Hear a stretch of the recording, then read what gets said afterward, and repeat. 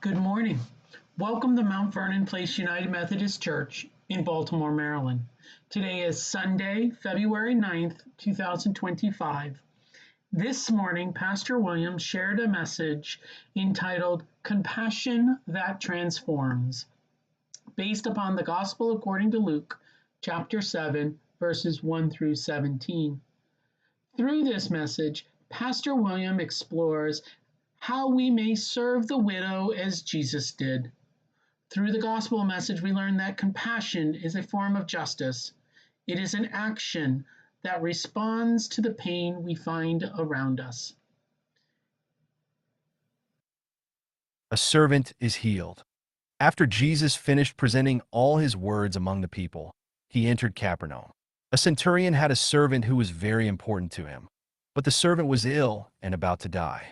When the centurion heard about Jesus, he sent some Jewish elders to Jesus to ask him to come and heal his servant. When they came to Jesus, they earnestly pleaded with Jesus. "He deserves to have you do this for him," they said. "He loves our people, and he built our synagogue for us." Jesus went with them. He had almost reached the house when the centurion sent friends to say to Jesus, "Lord, don't be bothered. I don't deserve to have you come under my roof. In fact, I didn't even consider myself worthy to come to you. Just say the word, and my servant will be healed. I'm also a man appointed under authority, with soldiers under me. I say to one, 'Go,' and he goes, and to another, 'Come,' and he comes. I say to my servant, 'Do this,' and the servant does it." When Jesus heard these words, he was impressed with the centurion. He turned to the crowd following him and said, "I tell you, even in Israel, I haven't found faith like this." When the centurion's friends returned to his house, they found the servant restored to health. Jesus raises a widow's son. A little later, Jesus went to a city called Nain. His disciples and a great crowd traveled with him. As he approached the city gate, a dead man was being carried out. He was his mother's only son, and she was a widow. A large crowd from the city was with her. When he saw her, the Lord had compassion for her and said, "Don't cry." He stepped forward and touched the stretcher on which the dead man was being carried. Those carrying him stood still. Jesus said, "Young man, I say to you, get up." The dead man sat up and began to speak, and Jesus gave him to his mother. Awestruck, everyone praised God. "A great prophet has appeared among us," they said. "God has come to help his people." This news about Jesus spread throughout Judea and the surrounding region.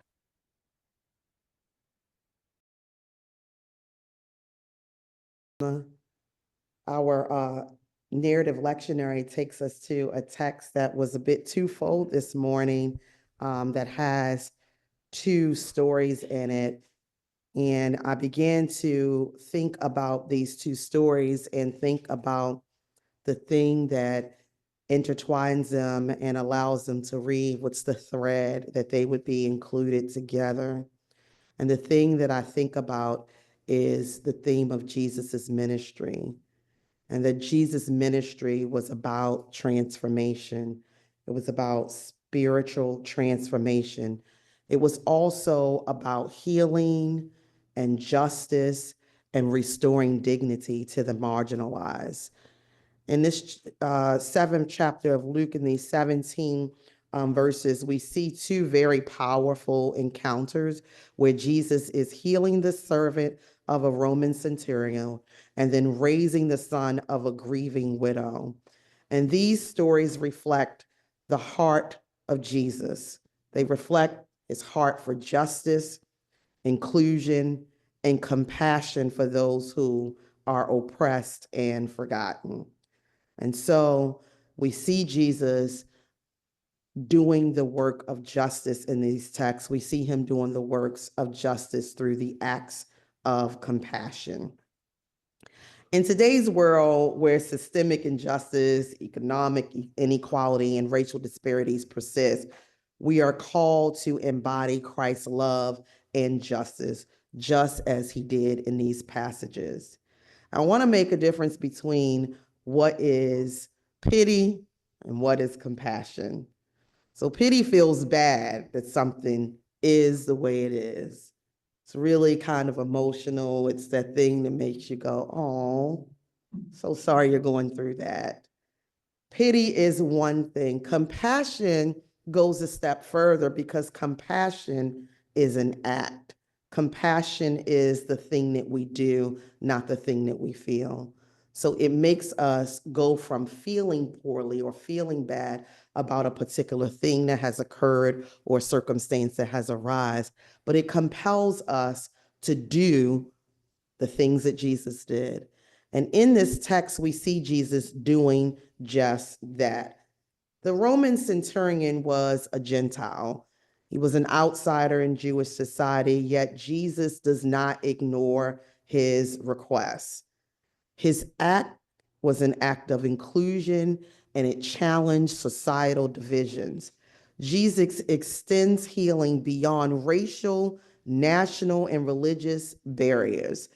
And so he's also very, very impressed with the centurion's faith, because the centurion did not even consider himself worthy for Jesus to come and see about his prayer request, to see about the thing that he was asking him for. But he was convinced of Jesus's power and Jesus's ability to make a difference. And what he said to him was, I don't even need you to come. If you would just send the word, my belief is that the word is powerful enough to make the change that I'm asking it to make, that I need it to make. And when we are talking about it in a modern sort of context in today's world, we have to think about outsiders and people that society often ignores, because he was, in fact, a Gentile outside of the Jewish society. And so when we think about that and we think about ways in which we can respond compassionately, the same way that Jesus did, we can think about immigrants and refugees, racial minorities. We can think about the poor. We can think about those in the LGBTQIA plus community. We can think about those who are homeless, those who are disabled. There are so many things in our culture, in our society, that separates people and puts them on the outside or the margins of our culture. As followers of Christ, we must stand against these things so that we can practice inclusion.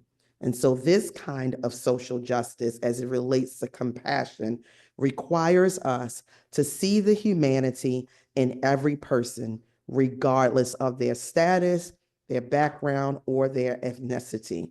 And so Jesus does just that. And the story of the widow, this widow in Nain, she was in a desperate situation. In ancient times, widows are vulnerable. They're oftentimes left without financial security or protection. She was already a widow and had lost her husband, and now she finds herself burying her son. Her only son, her last source of support, had died. And Jesus interrupts the funeral and raises her son to life. He thinks about this woman who, in this death, would have been pushed to the margins of her culture. And what he does is he restores her dignity and her hope.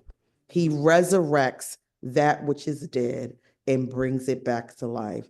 It is this kind of compassion and the same kind of compassion that Jesus expressed with the centurion's servant that transforms, that changes lives, that makes things different and better than we found them. And so who are today's widows? Today's widows are women who have lost their husbands, obviously, but there are also other marginalized people, single mothers and the homeless and the incarcerated and the oppressed, living under economic systems that continue to disadvantage the poor and the vulnerable. And so how can we as believers intervene like Jesus? The church must be a voice for the voiceless, advocating for resources and policies that uplift struggling communities. How can we make a difference? How can we do the work of justice? Well, we can do what Jesus did. Everybody always say, oh, can one man make a difference? Well, one man can make a difference because Jesus did. I wonder what it would look like if we were all doing our part, if we were all going out of our way to do the justice of compassion, to not just feel bad for what we see, but to do the work that Jesus did. What does it call you to do? How would God like to use you to make a difference and show some compassion on somebody else? Jesus shows compassion, and this is, in fact, a form of justice. In both stories, Jesus takes the initiative. He doesn't wait for an invitation to act. Compassion is not just a feeling, it's an action. Social justice begins with seeing the pain around us and then doing something about it. What would it look like if we prioritize helping the marginalized instead of just preaching about it? It's a great thing to preach about social justice, to preach about what is happening in the world. It is a good thing for us to talk about it and have conversations about it that encourage one another and inspire one another to be the change that we want to see in the world. But it's not enough to talk about it. It's not enough to preach about it. It is important for us to do the work of justice. And we do that in our actions. No amount of talking is going to cut it. Talk is cheap, but our actions and our doing can really transform.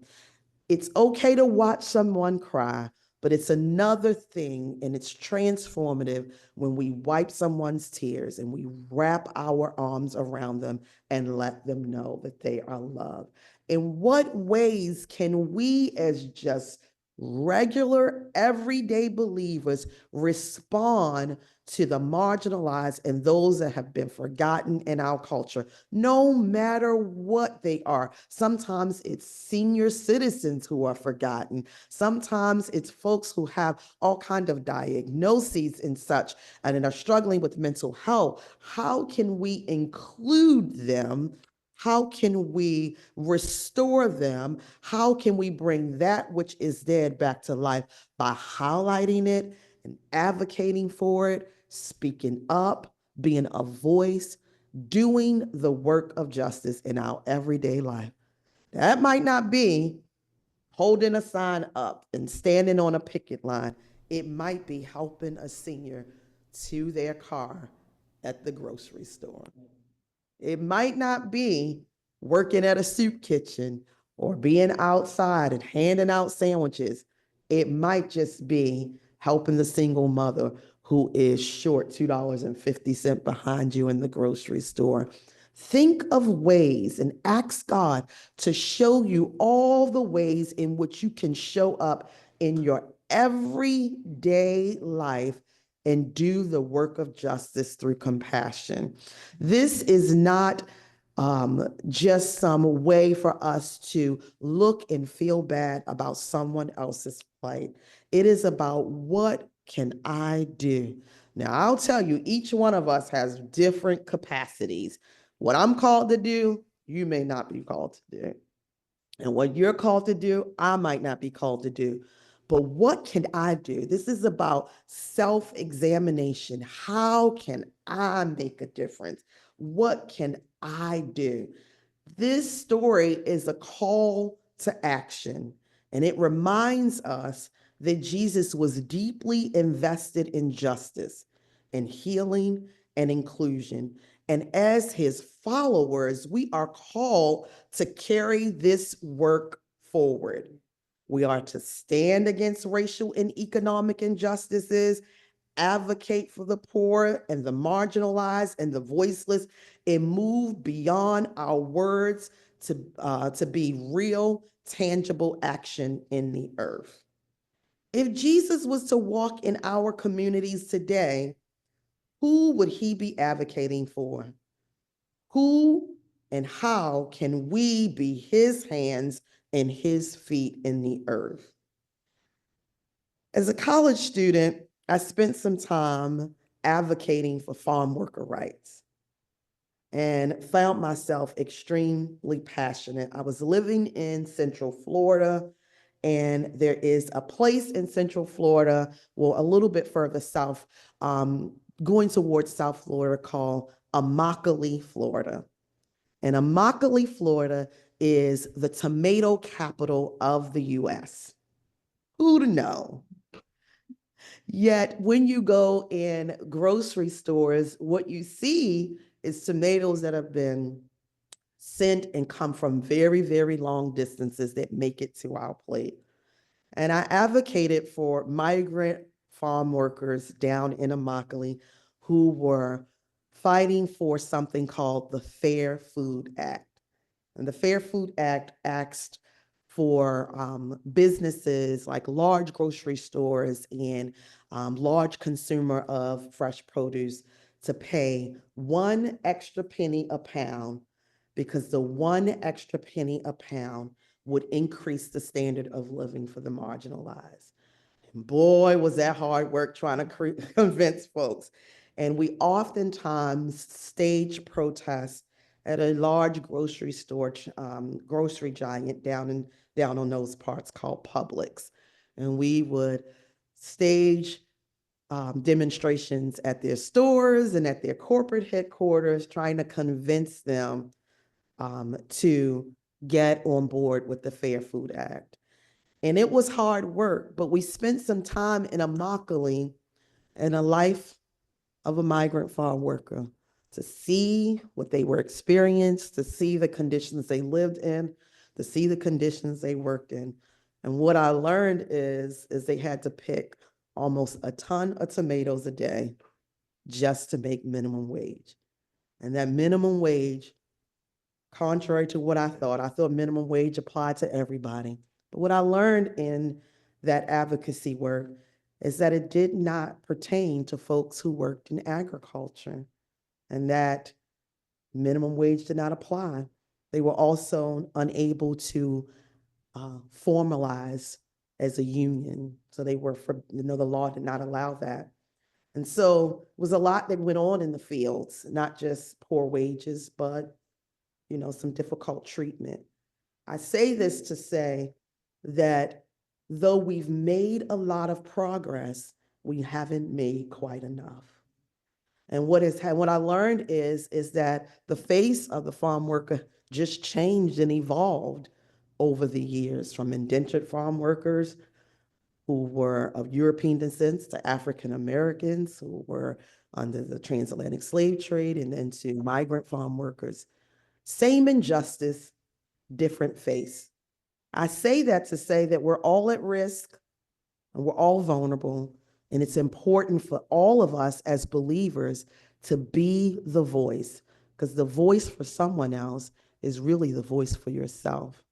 It's really the way in which we bring about transformation, not to feel bad for what someone is experiencing, but to go beyond that and express and act out of compassion.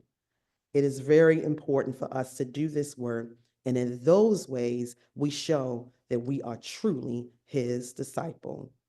Let us follow Jesus' example, not just in worship, but in action. True faith is lived out through justice and mercy and love. And may you be challenged and charged this week to realize the justice of compassion in your own life. Amen. Amen.